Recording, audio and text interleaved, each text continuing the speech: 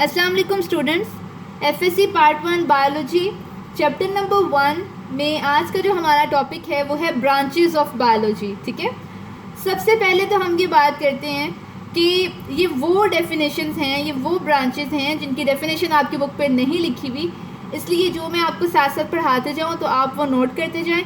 ये जू जियोग्राफी तक आपकी बुक में नहीं है, मोलेकुलर बायोलॉजी से स्टार्ट की हुई हैं, ये सारी वही हैं जो आप लोगों ने पिछली क्लासेस में पढ़ी हुई हैं, लेकिन हम ये रिकॉल कर लेते हैं क्योंकि पेपर में इस तरह भी आ जाता है कि differentiate between morphology and anatomy, कैसे जिस तरह भी मर्जी क्वेश्चन आ सकते हैं और आपको एम्ब्रियोलॉजी, फिजियोलॉजी ऐसी सेपरेट डेफिनेशंस भी आ सकती हैं।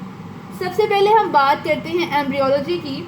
तो embryology is the study of development of an embryo till it is hatched or born is called as embryology. ठीक है, किसी एम्ब्रियो के स्टडी को जब तक वो बॉर्न मतलब हैच हो या वो बॉर्न हो, ठीक है, इसे क्या कहते हैं? एम्ब्रियोलॉजी। नेक्स्ट है फिजियोलॉजी। हम कहते हैं study of functions of the different parts of an organism is called as physiology. Functions की स्टडी को क्या कहते हैं? फिजियोलॉजी। अगर हम बात करें मॉर्फोलॉजी की तो हम कहते हैं किसी भी ऑर्गेनिज्म के डिफरेंट पार्ट्स के फॉर्म एंड स्ट्रक्चर को हम क्या कहते हैं? मॉर्फोलॉजी। इसकी डेफिनेशन क्या है? The study of form and structure of the different parts of organism is called as morphology. अगर हम बात करें एनाटॉमी की तो एनाटॉमी क्या होती है? It is the study of the internal organism of an living organism. ठीक है, हम कहते हैं कि इसको हम इंटरनल मॉर्फोलॉजी भी कहते हैं, किसको? एनाटॉमी को। अगर हम एक्सटर्नल मॉर्फोलॉजी की बात करें तो हम ये कहते हैं कि आउटर जो है हमारी बॉडी के पार्ट्स, उसकी स्टडी को अपेरेंट में जो आते हैं ना, फॉर्म एंड स्ट्रक्चर जो आती है, उसे कहते हैं मॉर्फोलॉजी। अगर इंटरनल पार्ट की स्टडी करने से क्या कहते हैं? फॉर्म एंड स्ट्रक्चर की anatomy. Next is histology. Histology क्या होती है? Study of the tissues of an organism are called as histology.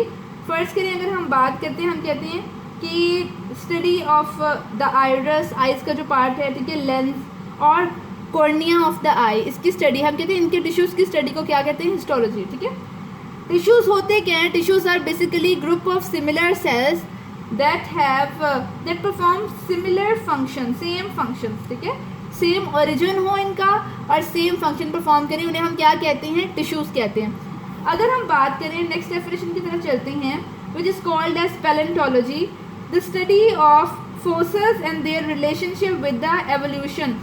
हम कहते हैं कि कैसे जो है ना ग्रेजुअल चेंज आया, कैसे चेंज आया, एवोल्यूशन कहते हैं ग्रेजुअल चेंज को। तो पैलेंटोलॉजी क्या है? ये स्टडी होती है पैलेंटोलॉजी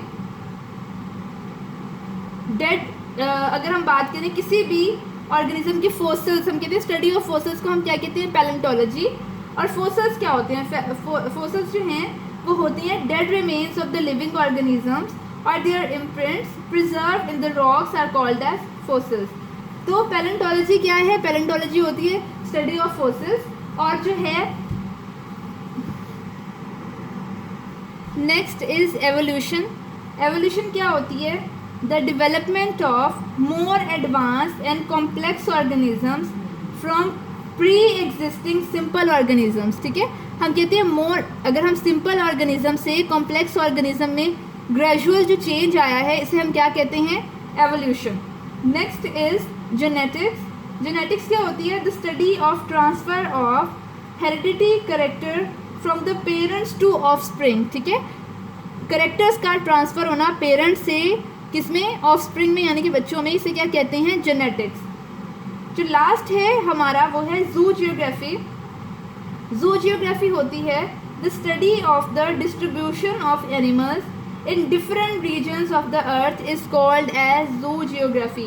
कि दुनिया के डिफरेंट पार्ट्स में, डिफरेंट रीजन में ऑर्गेनिज्म किस तरह डिस्ट्रीब्यूट हुए हैं, इसे क्या कहते हैं? जू जियोग्राफी। बाकी जो हैं वो सारे हैं मोलेकुलर बायोलॉजी, इन्वायरमेंटल बायोलॉजी, जिसे इकोलॉजी भी कहते हैं, microbiology, fresh water biology, marine biology, parasitology, human biology, social biology and biotechnology. ये वो हैं जो आपके इस चैप्टर में ब्रांचेस ऑफ बायोलॉजी के टॉपिक में दिए हुए हैं। हम नेक्स्ट टॉपिक में वो पढ़ेंगे, नेक्स्ट जो लेक्चर है उसमें हम उसकी स्टडी करेंगे। अब तक जो है आप लोगों ने इनको, मैंने सारे डेफिनेशंस बोली, इनको नोट डाउन करिएगा और इनको लर्न करना, क्योंकि पेपर में इनमें से भी आ सकती है।